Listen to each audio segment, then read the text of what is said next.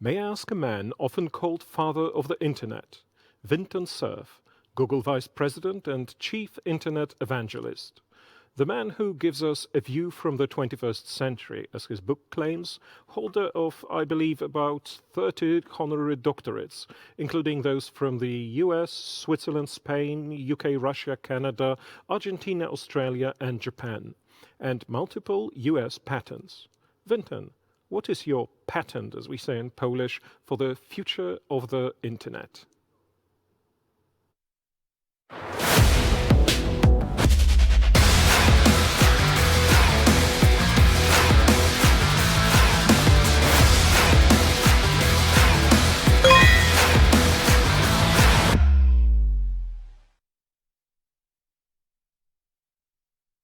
Hello, my name is Vinton Cerf. I'm Google's Chief Internet Evangelist. And it's a real pleasure and honor to join you today. As you will know, Google has partnered with the Kosciuszko Institute for some years now, and it's been a very productive partnership. We care a great deal about the same things: safety and security in online environments, the use of digital technology to enhance people's lives and improve the economy. So these things, among others, are part of our shared heritage, and one which I treasure. One thing which I think is important for us to remember is that the Internet has become an integral part of many lives, mine, yours, and others. And it's vital that we keep it open, a place where information can be shared, where information can be discovered, and information can be generated. And we're in a situation now in some parts of the world where that openness is under some threat. We'll come back to that in a bit as we walk our way through some of these concepts. One thing for sure is that the Internet has shown a remarkable ability to adapt and evolve to the changing situation of our world. As we depend increasingly on digital technology, the Internet has managed to keep up with some of the demand. What we are doing today, which is online interaction and working from home, has been supported in large measure by an Internet which is capable of handling high-speed transmissions in both directions, not simply outbound to watch movies.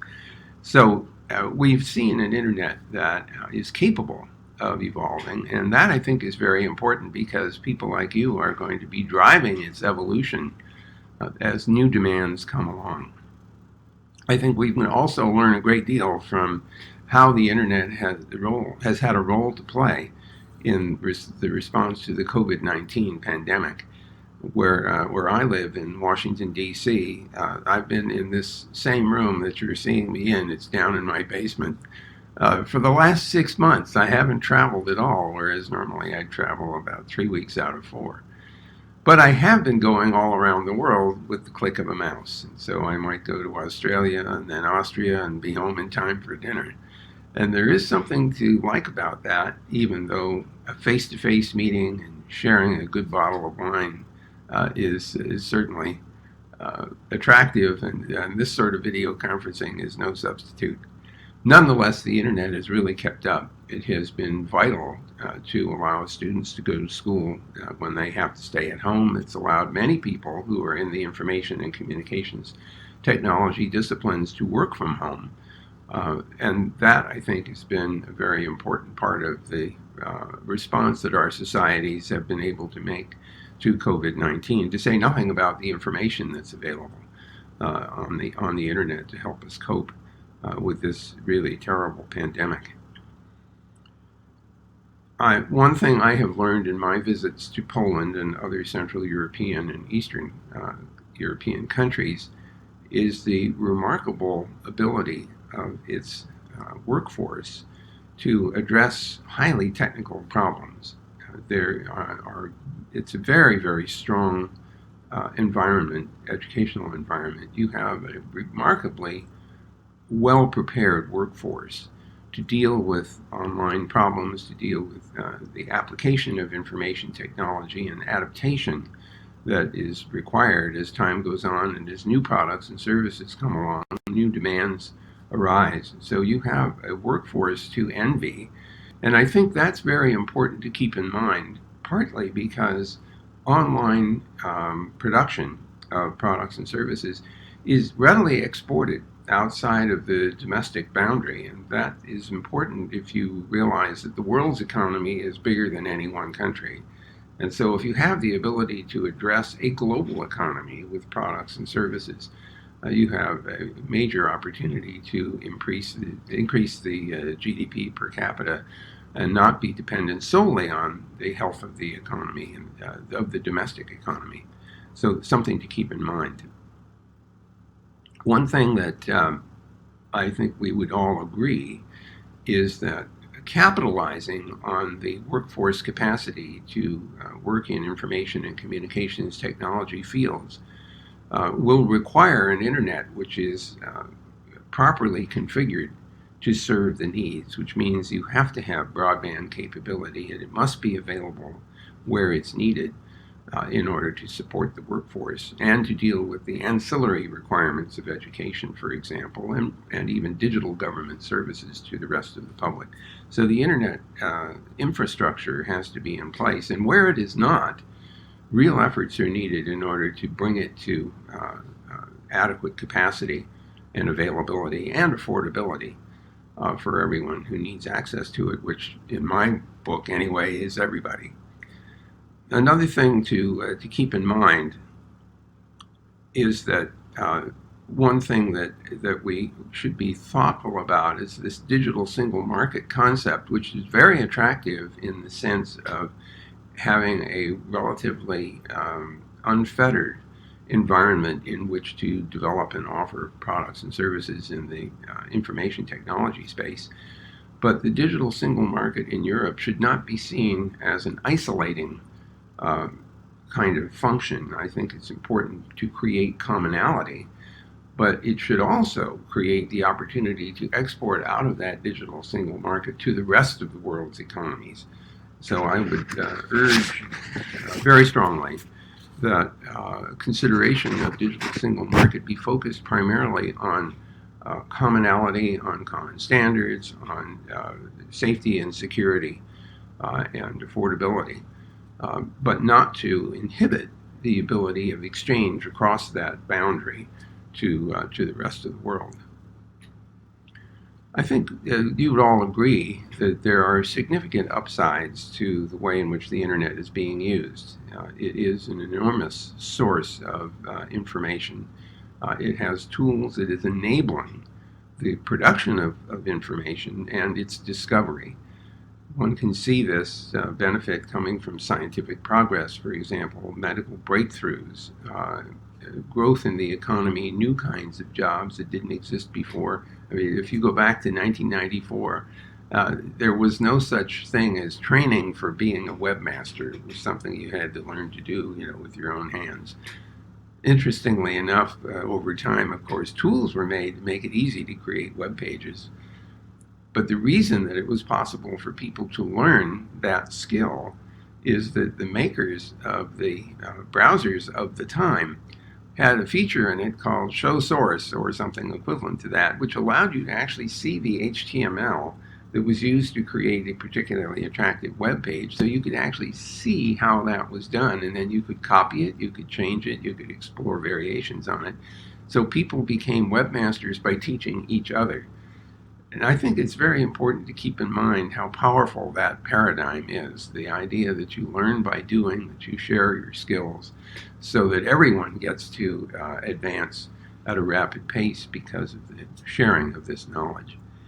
I'm sorry to say, however, that this platform, which is so enabling, also enables some fairly bad behaviors. And I'm sorry to report to you that human beings are not always the positive, fruitful, and thoughtful people that we wish we all were. Some of them are not. And so what we see in this online environment is misinformation and disinformation, the spread of malware, denial of service attacks, hacking, fraud, bullying, social divisiveness. There are a variety of bad things that happen in the online environment because it's such a powerful tool that people that don't have your best interest at heart are going to use those tools to do harm. Now, what does that translate into action for you and for me? Well, one thing we have to remember is that most governments are concerned about the safety and security of their citizens. And so they see this kind of abusive behavior and they feel like they need to respond to it because their citizens are being harmed. And to make matters worse, the harm can sometimes come across country borders. So, the internet is insensitive to the boundaries of countries. Packets just flow everywhere in the global internet. And so some attacker could be in one country and the victim can be in another country. And so right away we have to think, how are we going to cooperate across those international boundaries in order to protect our citizens from harm? And that's going to require serious cooperation across international boundaries in order to come up with common norms and practices that will help countries protect their citizens. One thing that I believe is important, however, is to achieve a balanced kind of response to these harms.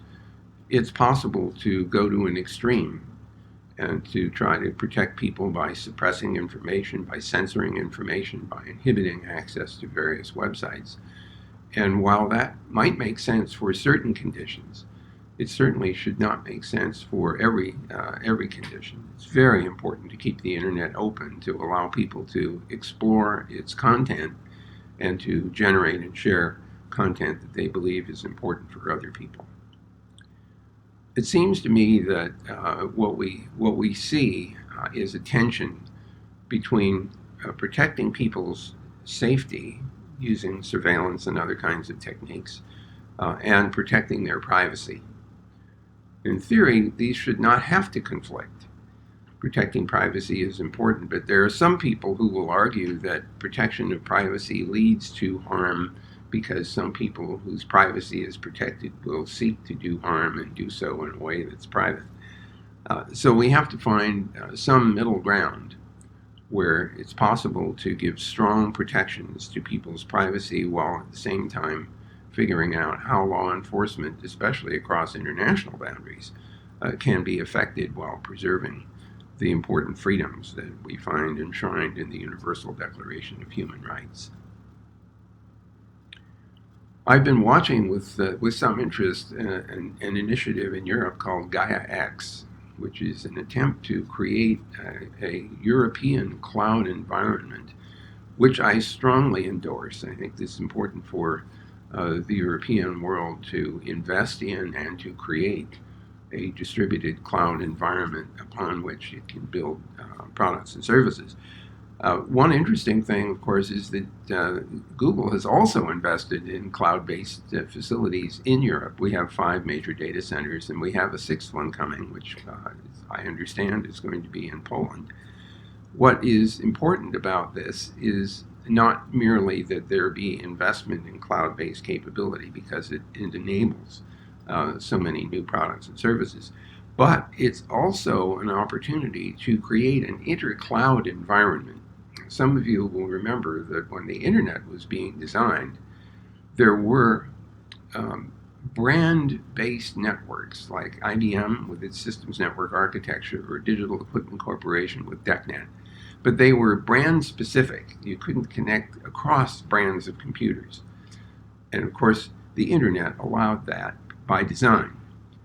So where does that take us in the cloud world? Well, interestingly enough, there are rather segregated cloud environments right now. You have Google's cloud, you have Microsoft's Azure, you have AWS from Amazon, and you have the European Gaia X.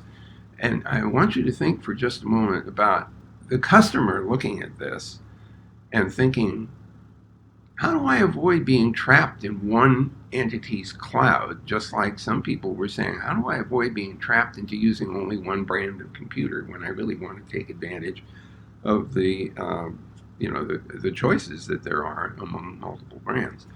So the solution to that problem is to invent applications and standards and protocols that will allow processes in one cloud to communicate with processes in another for data to be transferred back and forth.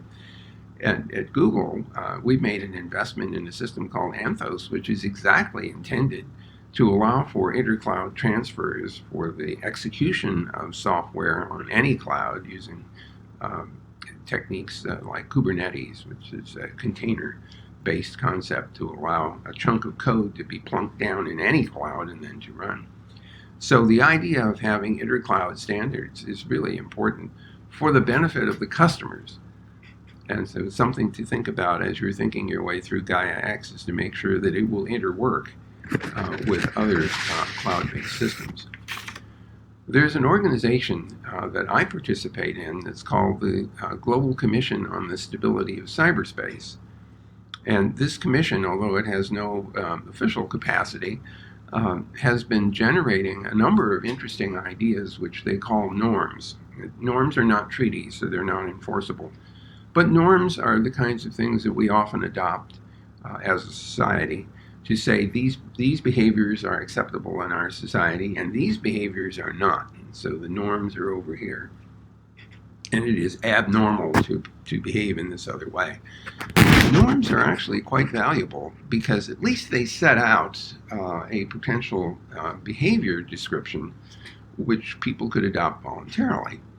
Now, one of the first norms that the Global Commission on the Stability of Cyberspace adopted was one that addressed the protection of the public core of the internet. So what's the public core? Well, think about the underlying optical fiber networks, all the routers that make up the various networks of the internet. Think about the domain name system and the root servers. All of those mechanisms are part of the public core. And the norm that's proposed is that we don't attack the public core. Not only in peacetime, but also in wartime or in times of conflict. This is not too different than the agreement that in either peace or war, we don't bomb schools and we don't bomb hospitals.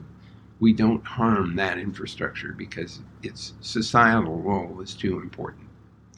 So we proposed in the Global Commission that one norm should be protecting the public core. Now, there are about a dozen other norms that have been proposed, and those might someday form the basis for treaty agreements that are enforceable on a bilateral or a multilateral basis.